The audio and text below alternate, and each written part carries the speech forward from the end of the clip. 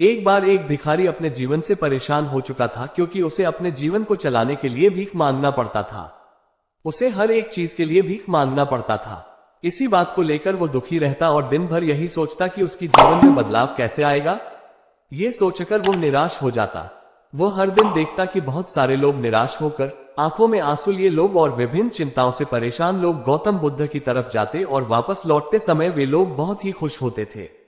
वो भिखारी यह नहीं समझ पा रहा था कि गौतम बुद्ध उनके साथ ऐसा क्या करते थे कि वे बेहद खुश हो जाते थे।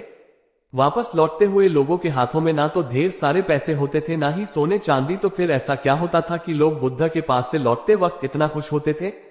ये सब सोचकर वो भिखारी भी निर्णय लिया कि वह भी महात्मा बुद्ध के पास जाएगा और देखेगा कि ऐसा वहां क्या हो रहा है कि दुखी लोग उनके पास जाकर खुश हो जाते हैं। वो बुद्ध से मिलने के लिए उनके पास चल पड़ा। जहां बुद्ध मौजूद थे वहां बहुत लंबी कतार लगी हुई थी, तो वह भिखारी भी कतार में लग गया। कतार में लगकर वो अपनी बारी का इंतजार करने लगा। देखते ही देखते उसकी बारी आई और उसने बुद्ध से कहा, बुद्ध, मैं बहुत ही गरीब हूं, मेरे पास कुछ भी नहीं है, मुझे अपना जीवन चलाने के लिए भी दूसरों से भीख मांगनी पड़ती है।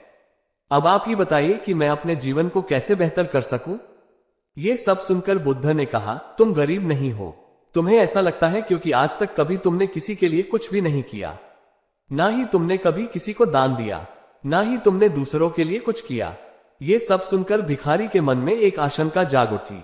अपनी आशंका को दूर करने के लिए भिखारी ने पूछा, मैं तो एक भिखारी हूं, मैं लोगों को दान कैसे दे सकता हूं और कैसे लोगों की सहायता कर सकता हूं।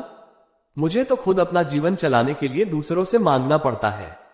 ये सब सुनने के बाद गौतम बुद्ध थोड़ी देर चुप रहे और फिर उसे बोले, तुम्हारे पास हाथ है जिससे तुम लोगों की सेवा में लगा सकते हो और दूसरों का भला कर सकते हो। इसके अलावा तुम्हारे पास मुंह है जिससे तुम लोगों से अच्छी अच्छी बातें कर सकते हो और दूसरों का हौसला बढ़ा सकते हो।